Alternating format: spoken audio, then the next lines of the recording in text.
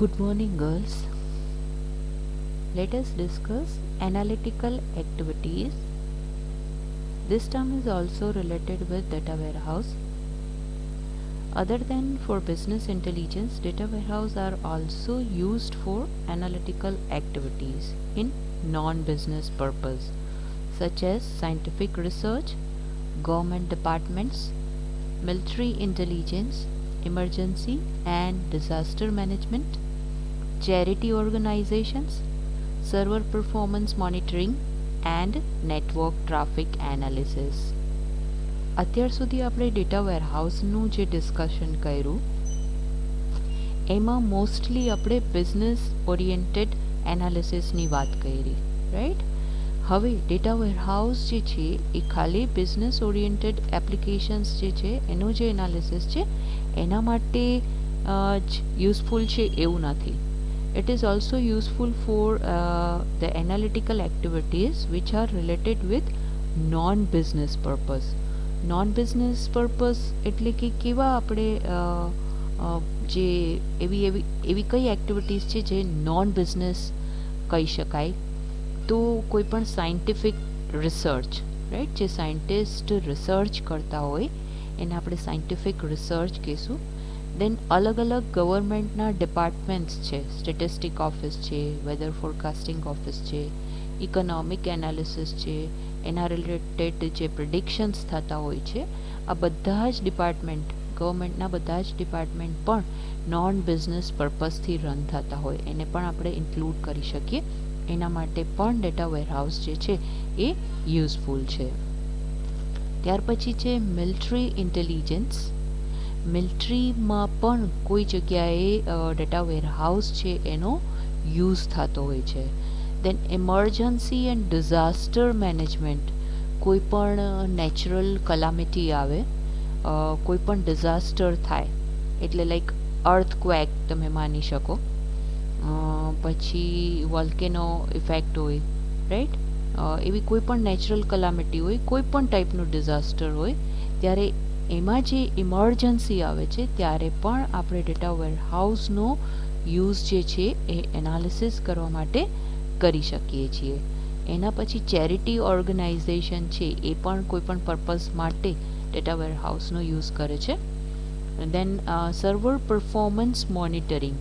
જે આપણે website access કરતા હોઈએ છીએ એ વેબસાઇટ જ્યારે એક્સેસ થાય ત્યારે એનું જે પરફોર્મન્સ છે એ સર્વર પર એનું પરફોર્મન્સ છે એને મોનિટર કરવા માટે પણ ડેટા વેરહાઉસની અંદર જે ડેટા હોય છે એનો યુઝ કરવામાં આવે છે. આ સિવાય નેટવર્ક ટ્રાફિક એનાલિસિસ એટલે કે ઇન્ટરનેટ ઉપરના ટ્રાફિકની અહીંયા વાત છે. નેટવર્ક ઉપર જે ટ્રાફિક હોય એનું એનાલિસિસ એટલે કે during the day peak hours જે છે ત્યારે ડેટાનો યુસેજ કેટલો છે, પછી નાઇટ આવર્સની અંદર ડેટાનો યુસેજ કેટલો છે, આ ટાઈપનું એનાલિસિસ છે એ પણ ડેટા વેરહાઉસની અંદર જે ડેટા સ્ટોર હોય એના થ્રુ પોસિબલ છે.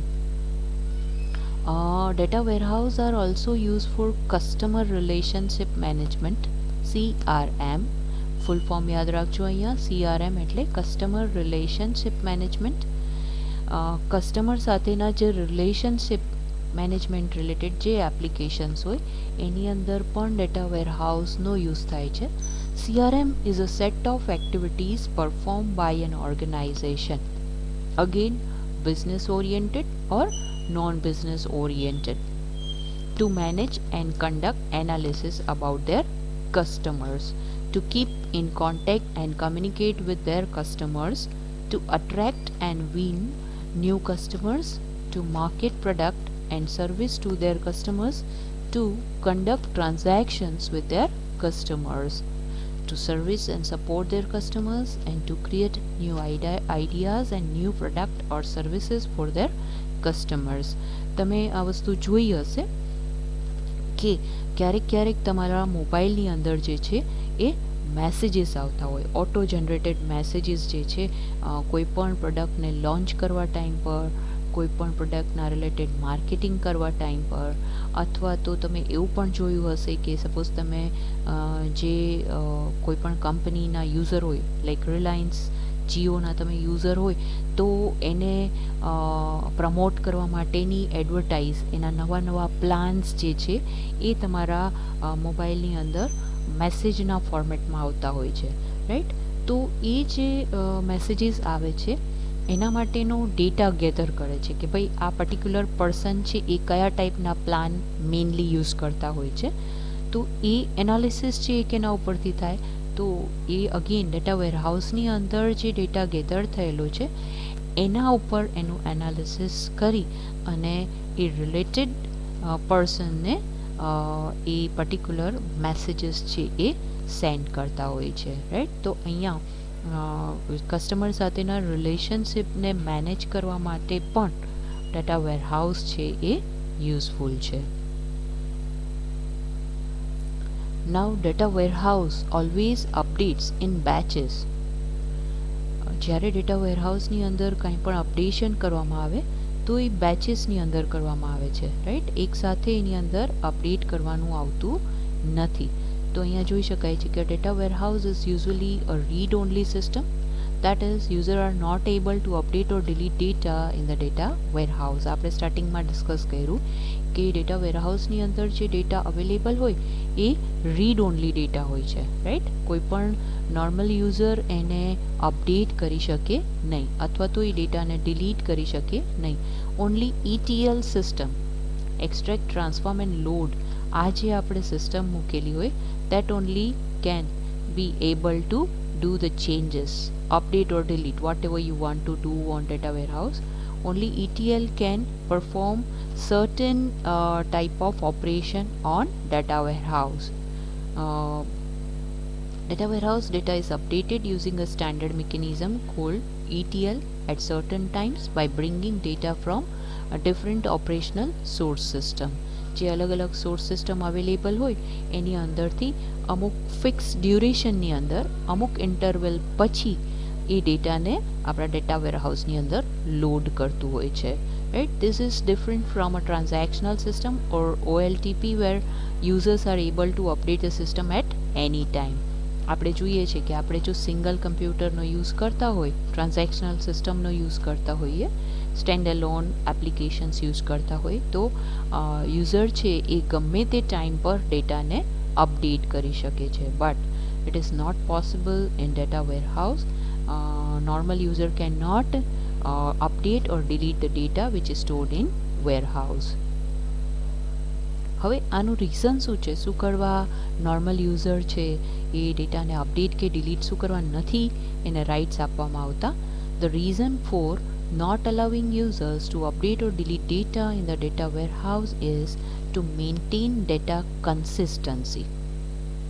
ડેટાની કન્સિસ્ટન્સી મેન્ટેન કરવા માટે જે યુઝર્સ છે એને ડેટાને ડિલીટ કે અપડેટ કરવાના રાઇટ્સ હોતા નથી.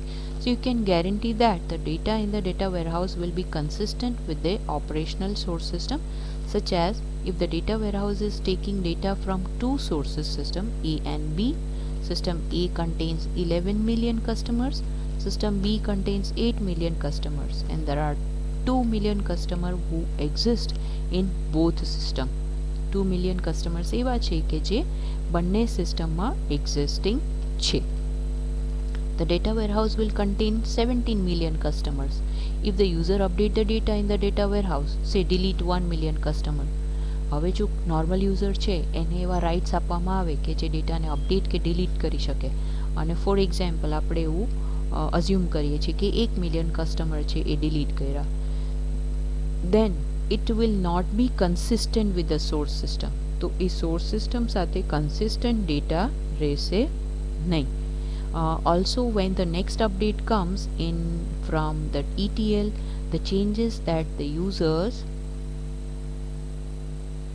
made in the warehouse will be gone and overwritten, right? જો જ્યારે ફરીથી ETL થ્રુ ડેટા આવશે ડિફરન્ટ સોર્સ સિસ્ટમની અંદરથી આપણે એને વેરહાઉસમાં લઈએ છીએ તો એ ઓવરરાઇટ થઈ જશે, રાઈટ. તો આ રીતે જે ડેટા છે એની કન્સિસ્ટન્સી મેન્ટેન કરવા માટે normal user do not have any rights to update or delete the data from the data warehouse. The reason why data warehouse are updated in batches rather than in real time is to create a data stability in the data warehouse. બીજું એક reason અહીંયા આપ્યું છે કે data જે છે એને બેચમાં શું કરવા અપડેટ કરવામાં આવે છે. ડેટા વેરહાઉસની અંદર જે ડેટા છે એ સોર્સ સિસ્ટમની અંદર ચેન્જ થાય, ઇમિડિયેટ આપણે વેરહાઉસની અંદર ચેન્જ કરતા નથી. Why is it so? Because અહીંયા એનું રીઝન આપેલું છે કે ડેટાને ડેટાની જે સ્ટેબિલિટી છે એને મેન્ટેન કરવી પડે, રાઈટ. તો ડેટાની સ્ટેબિલિટી મેન્ટેન કરવા માટે પણ અહીંયા આગળ જે છે નોર્મલ યુઝરને એને અપડેટ કરવાના રાઇટ્સ હોતા નથી. ઓકે, અને એને બેચમાં અપડેટ કરવામાં આવે છે. You need to keep in mind that the operational source system are changing all the time. Some of them change every minute, some of them change every second. If you allow the source system to update the data warehouse in real time, or you allow the user to update the data warehouse all the time, then it would be difficult to do some analysis because the data changes every time. આપણને ખ્યાલ છે કે અલગ અલગ source system હોય એની અંદર ડેટાને change થવા માટેનો કોઈ ફિક્સ ટાઈમ હોતો નથી, રાઈટ. એ અમુક ઇન્ટરવલ પછી ચેન્જ થતા જ રહે છે. જો એવરી ટાઈમ જ્યારે પણ આપણી સોર્સ સિસ્ટમની અંદર ડેટા ચેન્જ થાય એ સેમ ટાઈમ પર આપણે ડેટાને ડેટા વેરહાઉસમાં પણ ચેન્જીસ કરવા માટે અલાઉ કરીએ તો એનું જે એનાલિસિસ છે એ પ્રોપર થઈ શકે નહીં. ઇવન એ વસ્તુ ડિફિકલ્ટ થઈ જાય, એનું એનાલિસિસ કરવું ખૂબ ડિફિકલ્ટ થઈ જાય. કેમ કે એ એવરી ટાઈમ ચેન્જ થતો ડેટા હોય છે. Okay, so it is not possible to update the data every time, every minute, every seconds. એને આપણે બેચમાં અપડેટ કરવું પડે.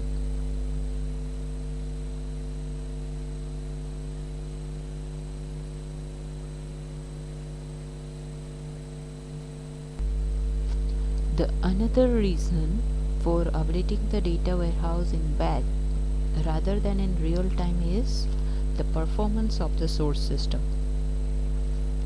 Updating the data warehouse in real time means that the moment there is an update in the source system, you update the data warehouse immediately, that is within a few seconds. To do this, you need to either install database triggers on every table in the source system or modify the source system application to write into the data warehouse immediately after it writes to the source system database.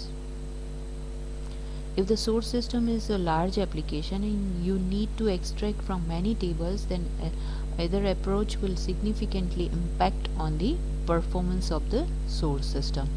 હવે અહીંયા data વેરહાઉસની વાત કરીએ આપણે કે warehouse જે છે જ્યારે source system update થાય એની સાથે આપણે જો ડેટાબેઝને અપડેટ કરવાની ટ્રાય કરીએ તો શું થશે? જ્યારે તમે અપડેટ કરો ડેટાબેઝને ત્યારે તરત જ તમારે વેરહાઉસ છે એને અપડેટ કરવાનું થાય તો એનું પરફોર્મન્સ છે એ ચેન્જ થશે, લો થશે. એના માટે કાં તો તમારે ટ્રિગર્સ ઇન્સ્ટોલ કરવા પડે.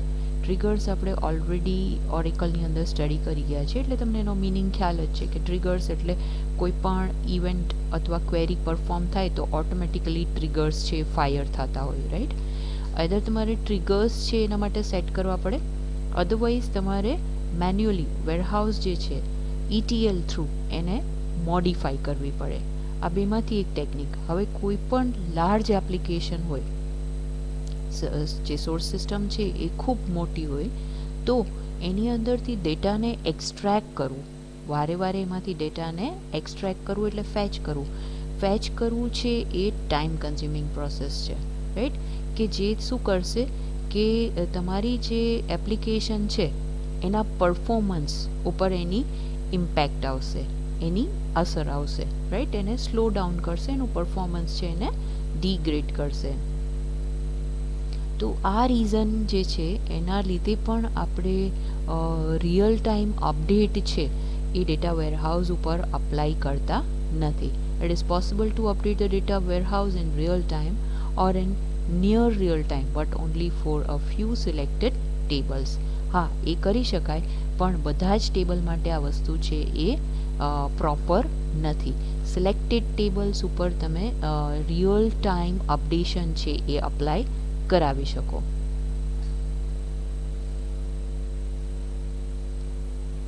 In the past few years, real-time data warehousing has become the trend and even the norm.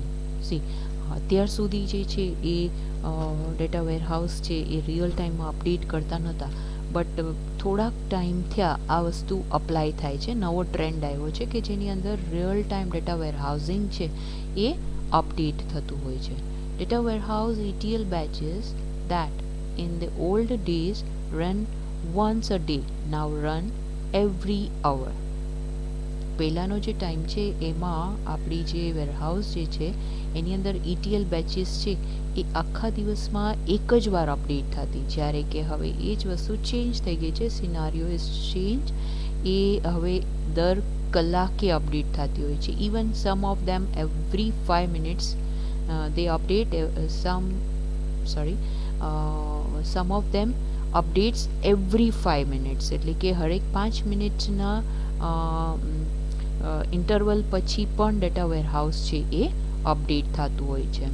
This is called a mini batch, એને આપણે મિની બેચ કહીએ છીએ. Some of them are using the push approach, that is, rather than pulling the data into the warehouse, the source system pushes the data into the warehouse. Data વેરહાઉસમાંથી data pull કરવાના જગ્યાએ source system છે એ data વેરહાઉસની અંદર જ ડેટાને push કરી દે છે.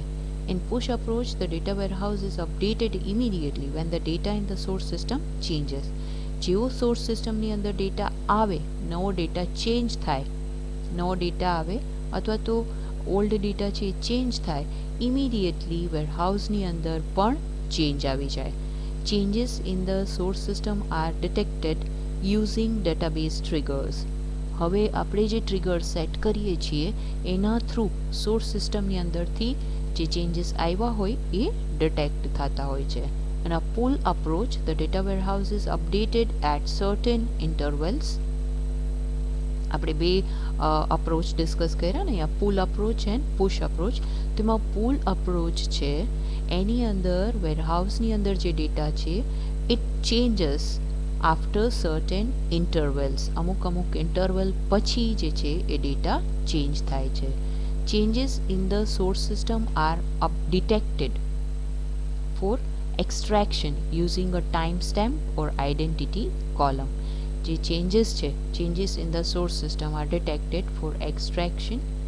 જે ચેન્જીસ આવ્યા એને એને ટાઈમ સ્ટેમ્પ અપ્લાય થાય કે કયા ટાઈમ પર એ ડેટા એક્સ્ટ્રેક્ટ થયો છે, અને એના માટે એક આઈડેન્ટિટી કોલમ પણ જનરેટ થાય છે. Right. So this all terms R related with data warehouse.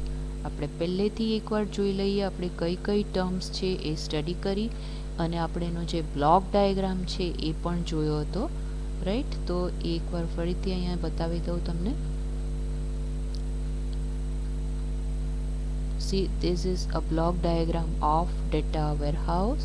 You can see the blocks which are used in data warehouse. Mainly it is consist of source system, ETL and DDS. Right. આનું main structure આપણે કહી શકીએ કે જ્યાં ETL છે it extracts the data from different source system. It goes into data profiler for verification.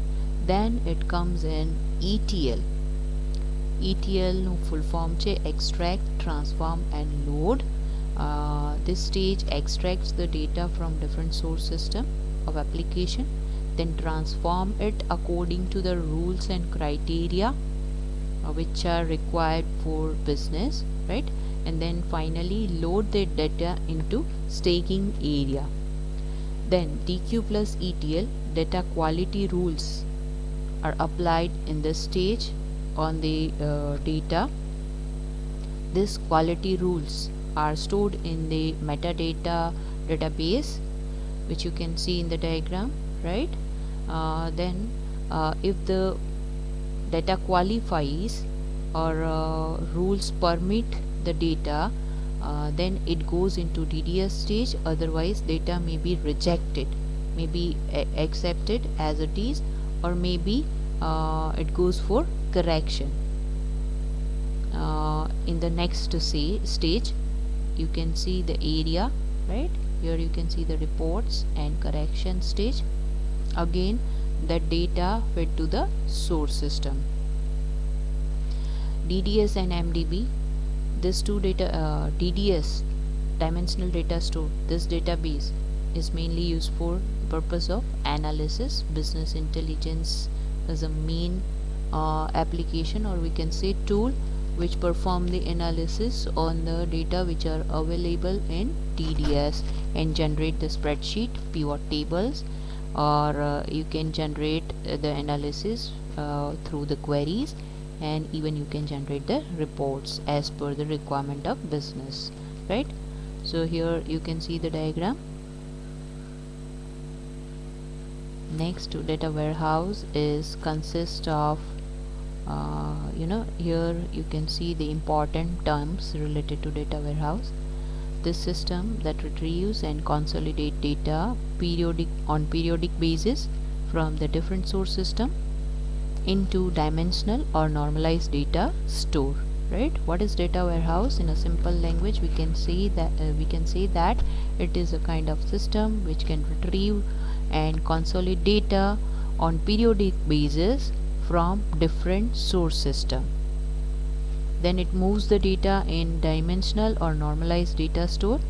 It usually keeps years of history and queried on the data for business intelligence or for the analytical activity purpose, right?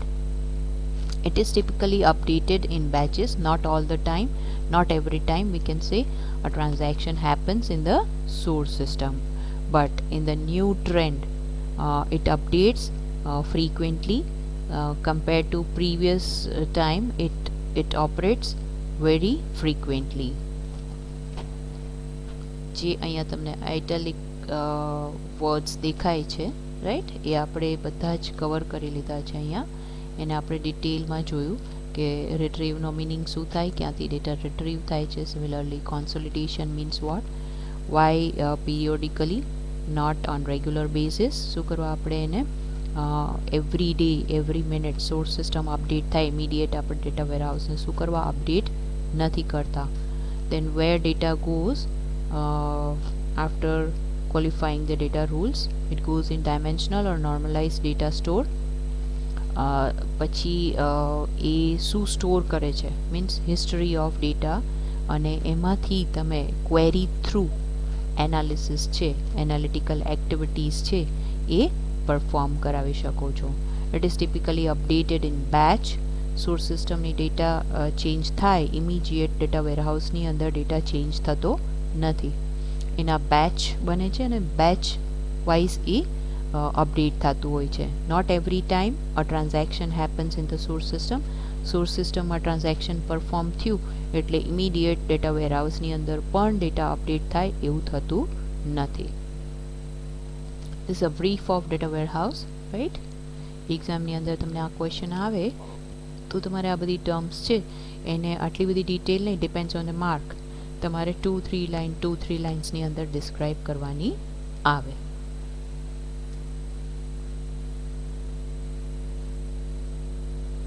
Individual terms પણ explain કરવાની આવી શકે.